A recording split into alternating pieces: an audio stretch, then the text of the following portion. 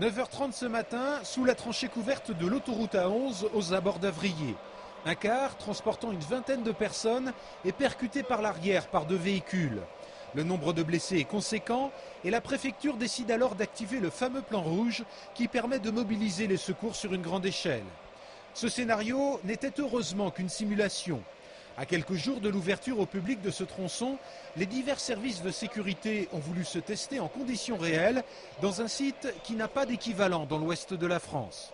Il n'y a pas à l'heure actuelle sur le réseau autoroutier de l'ouest de la France un tunnel aussi long, ce qui signifie que tous les personnels employés, sapeurs-pompiers, gendarmes, personnels médicaux, personnels intervenants de la Croix-Rouge, personnel de Cofiroute, ici dans l'Ouest, c'est leur première expérience. Et pour coller le plus possible à la réalité, des moyens conséquents ont été mobilisés.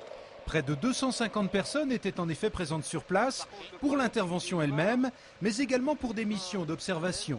On est plusieurs à observer ce qui se passe pour voir si ça colle bien avec la théorie, puisque les plans de secours sont déjà écrits.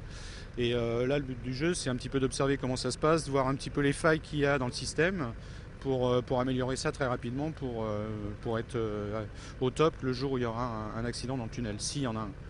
Pour la simulation de ce plan rouge, tout avait été prévu, du poste médical avancé en passant par les deux structures de contrôle implantées dans les locaux de Cofiroute à Saint-Jean-de-Lignières et à la préfecture.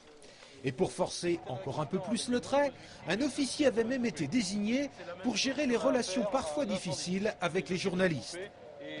Il y a une liberté de la presse, bien sûr, il y a une obligation d'information, mais que néanmoins, on doit, notamment je dois prendre en charge à la fois leur sécurité et les grands principes qui me sont fixés en termes de mission. À 12h38, très exactement, la préfecture a levé ce plan rouge. Une heure plus tard, le tronçon était de nouveau accessible à la circulation. Une mise à disposition toute théorique, puisque vous le savez, les premiers automobilistes sont attendus sur ce contournement le 24 avril dans des conditions optimales de sécurité.